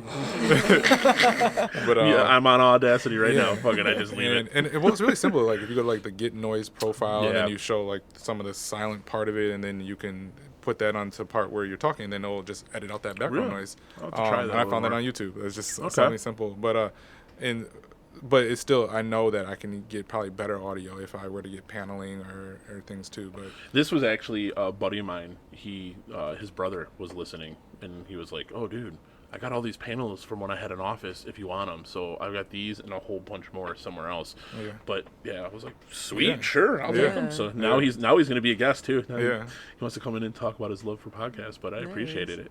Yeah. Have you ever had your dog bark during Yes. it? Yes. Actually, like, one of the last episodes, she decided she wanted to start talking. And I was like, "Yo, like, what's up?" And then the guy's like, "I mean, you do have mics if she wants to get on a mic." You know? But yeah, no, it comes with its own interesting thing, especially, like, because I don't live alone. Like, if they start walking, like, you at the very beginning when we're recording, you could hear footsteps. Yeah. Like, I didn't notice notice that, all of it. I notice all of it, but, you know, it's funny because it's like, oh, Dad's recording an episode, everybody shut up, go hide. You know? Like, over there is, like, the cement patty, like, that flooring over there is all cement, so there's no basement for the room that she was in. So it's like, go hang out in that room. You can't make any noise in there, you know. But then the dogs start barking and they're all goofy too. Yeah, our dog was barking, and the reason he was barking is because we had people over that day. We had put all of his toys in the basement. He has, like, a bed on every level, and so there's a bed in the basement. We put all his toys in the bed just to make it look so they weren't scattered everywhere and people came to the basement. And then he was barking because he couldn't reach one of his toys from his bed. So I'm, like, trying to get up all quietly while they're still talking to see what he wants, and he's, like, looking at his little monkey. I'm like, oh my god. Well, the best is now that there's video, like, you'll see her walk by with her tail, because I mean, she's a big dog, and her tail, like, hooks, like, it's like a shark fin going through water, and you'll just see her tail go walking by on the main camera, or the wide angle one up there. Yeah, it's pretty goofy. That's 12:30. I know you guys said you had to go because you had another thing going on. Oh Yeah. He has another thing. Yeah. I wanted to ask you, though, about your DJing. Okay. Because I forgot. Like, I've seen that you've posted some things about that, but I should have known because when you came in with the music, you were like... And it reminded me. I'm like, oh, he's into the music. I did a lot of stuff when I was in... I took all my stuff to Chicago. So once I graduated and everything, I ended up, like I said, I took a year before I went to school, or tried to. And I had an apartment, and then I broke up with my girlfriend.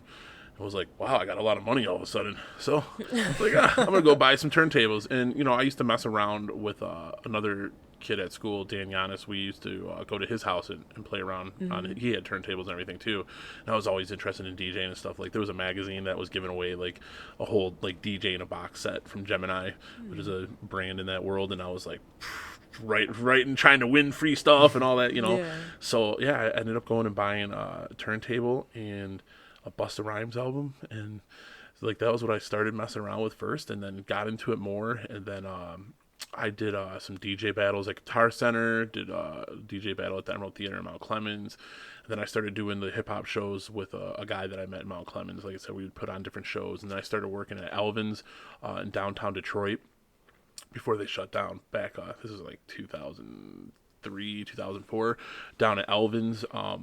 Doing hip hop nights on Sundays. Actually, the guy was supposed to come over last weekend. He was one of the guys I used to host with. So I would just do the DJ, and he was like one of the hosts. But it was really cool. And like I said, that was kind of like where this came from. Was talking to those people that we would do these shows with, and just like the stories that they go through and what led them into music and being creative. And it was always interesting. So it's funny because like wherever I go, like I see someone interested. Like yesterday, I was at the grocery store, and this guy's selling salsa that he makes in Holly, Michigan, and he's won all these awards in Texas, and he's telling me all this stuff about it. I'm like, wish I had a card to give you. So and he's like, oh, take a picture of the label. It's got my phone number on there. So like that's someone that I'll reach out to. Like, you're in the salsa world. I don't know anything about salsa, like, besides that I love it. But like. So just learning all that stuff, like what gets people new. Like I said, when I say that you have a practice and that you're a dentist, like dentistry isn't like the sexy show on TV, right? Like it's not, there's no ER or Grey's Anatomy about dentistry. Maybe you should make it. But then also like, especially that part going through and having your own practice and being a young, pretty young person to have that kind of thing. Like every time I see someone that's got their own practice, like, these older people that have been established for a long time. And that was interesting to me. Like, how the hell do you even go through that? And that's gotta be scary, And then on top of that, doing the podcast, which is always awesome. I find the Instagram podcast community is very welcoming. There's a lot of podcasts that'll, follow you if you follow them or give you a listen. I interact with some of them too, just to, because I don't want it to turn into where I'm just liking stuff and just scrolling through stuff just to like, okay, someone saw me like this, so hopefully they'll like me. Yeah. Like that kind of thing. I'm not trying to live by likes. Yeah. But no, it's been pretty interesting. And the DJing stuff, I started doing like weddings and stuff like that, and that is very frustrating. Yeah, it sounds stressful. Well, because I've had weddings where it was like a total bridezilla, and like, here's my playlist in this order. Cool. Don't really even have to do anything. You're paying me to be a jukebox. Sweet. Yeah. I've had other ones where it's like, play this kind of music, but do not play country. And then their uncle is up there constantly. Country, play country stuff, play country stuff. And I'm like, yo, you need to get away from me. Or like when I was DJing at bars and stuff too, like when I first started out, I would DJ at this patio at this one bar in Mount Clemens, and my stuff would literally be set up on the bar, and I'd have like drunk people with their drinks right next to it. Like this one lady, I'm like, yo, can you move your drink? And she was sloshed. And I'm like, can you just move your drink away from all this equipment, please? Oh, I got enough money to buy all your equipment. I don't care. And it's like, or you'd get like, the cute girl that comes up, can I wiki? And I'm like, no, you can't wiki because this needle costs $100. You break my fucking needle, I'm gonna be pissed. So no, like it's just funny stuff that you deal with, and that sounds like another book. It probably could be. I mean, I don't know. There's probably people with way more crazy musical experiences than I have had. I've had some funny ones, but it was fun, and it's something that's funny. Like my son's like, yeah, right, Dad. Yeah, right. And I meet, like, he meets people that knew me from back then and stuff. Like, oh yeah, your dad did this. Oh yeah, that's cool. Like, it's pretty funny.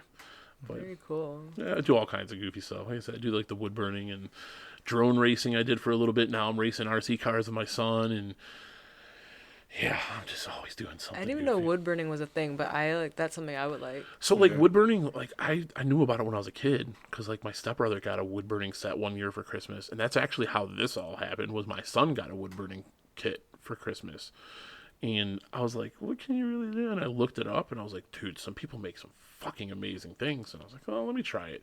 So then I played around with one, and I bought my own little one, and then I bought like a professional one, and I'm working on a piece over there right now, but yeah, I got all kinds of stuff. I got pieces for sale. We do art shows and craft shows and all that stuff now too. She's Jack got of all trades. She got a cricket. Yeah, I do way too much stuff. Like the magic and stuff. I did bar magic for a long time. I love magic. I get and like my shit's like adult oriented. Like I've got a fucking red foam cock and balls. You know, magic trick. Yeah, yeah. I've got blue balls. Like I'll give a. This is really sexy. I give a girl the balls are red. I'd be like, oh yeah, hold on to my balls. Okay, massage them a little bit, maybe blow on them. All right, you tease me. Here, give them back. And when she opens her hands and give them back, they're blue balls. I'm like, oh, the joke's there, right? And then like the penis one, I had a really funny encounter with a guy. So I was doing magic. My dad's in a band, and he likes for me to come out when his band's playing. So like in between sets, I can entertain people. And I was doing magic for this couple at the bar, and the husband was being a dick, and he was just like trying to ruin everything, right? So I was like, all right, I got one for you. So I do this one where I'm like counting up the balls, and the person gets it wrong every time, and I was like, all right, here, I'll put them in your hand. You tell me how many balls it feels like you have in your hand. And he was like, oh, this is probably going to be like 10 or something. And he opened his hand, and this penis popped out. His wife almost fell off her seat laughing. And he goes, you got me. I was being a dick. You got me. Like, it was pretty funny, like a sweet magical revenge. Yeah. Yeah, I do love magic. Well, it's funny because, like, if you say you're a magician, like, I'm an illusionist, whatever the hell you want to call yourself, but people don't take you seriously. Like, I've gone to bars like, hey, I do like bar stuff, illusions, and they're like, oh, we don't get kids that come in here. I'm like, cool, because I'm not doing kid shit. Like, I'm not popping out penises in front of kids. But I do a lot of crazy stuff, and I haven't practiced as much in the like recent years. But like where I work, I've done like stuff on stage for hundreds of people at work and divisional meetings and crap like that. And it's fun. Yeah, just goof around. My son tries to dabble a little bit. It's funny, but yeah, I do all kinds of stuff. I just have one card magic trick that I use everywhere. Oh shit! What card trick is this? Please don't. You probably already know. Tell me what it is. Just tell me. What happens? The basic premise is it. Please don't tell me it's the one where you're like, here's 3 or 4 rows of cards. Oh, get the fuck out of here! Oh my god! But people are amazed by it, especially because I don't. At the end, when you know which card it is, I don't just like. And you fake that you didn't know it, and then you. No. So I don't. The next card I flip over is going to be your card, and you go through all, and then you flip over one that you already flipped over. So I don't do that. What I know, because the trick, you already know which card it is, even though you're not looking, is because it's like a numbers thing. I put out all of them in like these little like flowers around like on the floor, and then I tell them to pick a flower. And like usually I'm doing it with people I know and I can know. So a lot of times what happens is they think they're doing it. I'll be like, pick a flower, and then I'll take it away. And then the last one that's left, I'm like, okay, and I'll pick a petal, and then they take it away until there's one left. I'm like, okay, turn it over, and then that's their card. So that's what seems like, because they're like, wait, what if I picked that one, But if they had picked that one, I just would have taken away everything else. So. Yeah, that one drives me nuts because that's the one like when people try to be like, "Well, I know magic too." when I'm doing stuff at the bar or something, that's the they're only like, thing "That's I the know. one fucking trick everybody knows," and I'm like, "Get the hell out of here with that nonsense!" Like, my dad was playing at this one bar in Madison Heights, and there was like these 3 Jamaican guys that were outside in the patio, and I went out there to get away from the noise because it's so loud. It's hard to do magic when a band is playing because you can't fucking talk. And so I'm out there, and I was doing something for someone, and they're like, "Oh, Amon, what are you doing over there, Amon?" Like, my accent is going to be atrociously bad, right? But it was hilarious because everything was in this thick Jamaican accent. And they're like, "Oh, you doing magic, man?" And then, so like I started doing it, and literally that man was coming out of their mouth like constantly. It was funny, but so I do a trick, and then he's like, "Oh, I got one for you," and then he does that fucking trick, and in my head I'm like, "Oh my god, I gotta sit through this again, right?" So I was like, "All right, cool," and then his buddy's like, "Oh, you got the magic, man, you did it," and I was like, "All right, here, let me do this one." So then I do this one where I pretend like I'm fucking up, and I'm fucking up hard, and then I'll show you. It's a cool move. But I do this move where, like, right in front of you, the card changes. And they're like, "Oh, shit, man, how do you do that?" And, like, lost their shit. It was fucking hilarious. And, like, we would go to the bars and, play pool and stuff like that. And I would, like, make shit levitate and just wait for someone to notice. So I was levitating this napkin, and we were right by the pool table's right by like one of the waitress stations to punch in orders and shit. So I'm just sitting there floating a napkin in between my hands, just making this napkin levitate and shit. And she comes over and she's like, "That's my chair. I'm not farting." She comes, I can hear it on the mic. She comes over and she's punching the order and just kind of looks over and does like the double take. I was like, "What the fuck?" And I was like, "Oh, sorry. I was supposed to." Oh, Just would like to then you fuck made with it people. creepy because you Yeah. were like, "Oh, sorry, you weren't supposed to see that." Just trying to fuck with people. Yeah. Oh man. Well, does it make it harder for you that it's on like YouTube? You can probably find like how stuff is done. You can, but people aren't that ambitious. And say I never look because I like magic. I like being people that are surprised. going on YouTube to look at tricks are either the people that are like want to know, or they're like, "What the fuck? How did that happen? I gotta figure this shit out." And they're just like they're trying to figure it out, right? So that's mostly who's going on YouTube. So it's not like ruining like a show or something. Not at all. That's not good. At all. It is funny when I see people like on America's Got Talent and shit doing stuff that I've done. And like I had a buddy that I worked with, and he was like, "Dude, last night this guy was on America's Got Talent, like the same shit you do, saw the same thing." Because like in the world, like these routines come up within the magic community.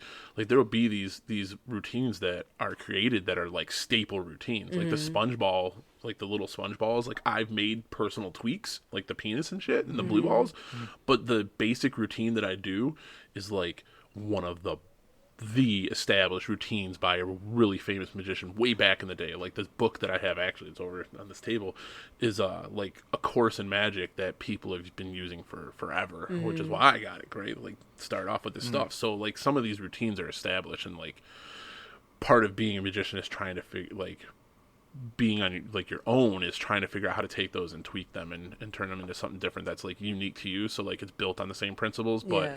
it's uniquely your thing. Right. I mean, obviously I'm not the first person that thought of the foam penis because I bought that at the magic store. So Right. someone is doing something with a foam penis because they made it.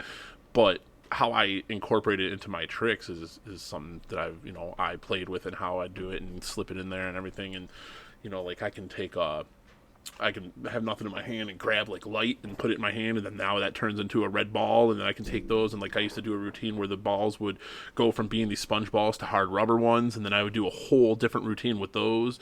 So like just figuring out ways to build them. And some of my best tricks that I've done, I will take multiple things and just kind of combine them together. Yeah. So like there will be these effects, and you'll get these small hits, and then the bigger like hit, so. Remember you bought me those little thumbs that had the little Oh, yeah, red the little light? lights. Yeah, that's the delight. Yeah, that's so you can take the light and put it in your hand. Yeah. The delight. You're giving away shit. You're giving away stuff. Well, it's funny because like some of the stuff, like especially, it's way simpler than people think sometimes. Like sometimes it's just so simple. I've gone to bars and what are you gonna have a drink? I got no money. I'm just here with friends. If I can amaze you, can I get like a free drink? If you can amaze me, I'll buy the whole bar a drink. Everyone at the bar got a drink. And it was funny because like my one friend was like, "You didn't bring fucking magic with you, did you? You're not bringing stupid magic." And then after I started getting free drinks, he was like, "Dude, you better bring that shit every time." So the story changes, right away. But it's interesting because people look at you a little differently because like, again, like they associate like kid stuff. I've only done a few kids show. I've got a couple kids based tricks. Other than that, like I try to make people fucking laugh or just blow people's minds. Yeah. Yeah. So yeah, that's the fun part for me. I started doing that in high school. I was doing magic in high Really? school. Yeah. When I used to bring tricks in. Actually, did you teach me that card trick? No, hell no. I don't even know how to do that card trick. I just know I don't like it. Someone taught me that in 5th grade, and she told me that a wizard taught it to her, and I believed that for a long time. A wizard? Yeah, this trick was Actually, handed I think she down to said me from warlock. wizard to wizard to warlock. That's fucking funny. I believed it for a very long That's time. hilarious. Oh, a wizard taught you. But no, yeah, it's been interesting, so I appreciated you guys coming out and Yeah. talking to me. Thanks for Yeah. having You us. want to talk about your stuff real quick? Where can everyone look you up? Where is all that? That was supposed to fade in a lot better. Oh well, it was harsh, but go ahead. So our website that also has our podcast is whatareyoumorthan.com. Everything that I'm involved in is at AmiraMayWoodruff.com. And everything I'm involved with is WarrenEWoodruff.com, and that's WarrenEwoodruff.com. And then if people are local and looking for a dentist, then our dental office is Caring Smiles Family Dentistry. We're located in West Bloomfield and on Orchard Lake in between Maple and 14 Mile. And our website is www.caringsmilesfd.com. Awesome. Well, again, I appreciate you guys coming out and talking to me, sharing your stories. And this is The Get Up. Thanks for listening to The Get Up. Make sure to check out thegetupshow.com for more information on this episode's guests. While you're there, check out other episodes, leave a comment, or if you'd like to be a guest on a future episode, shoot an email to contact@thegetupshow.com. Don't forget to follow, like, and share on Facebook at The Get Up Show Podcast. Follow on Instagram and Twitter at The Get Up Show, and subscribe to The Get Up YouTube channel. The Get Up is available on iTunes, Spotify, Stitcher Radio, Google Play Music, YouTube, and anywhere you listen to your favorite podcasts.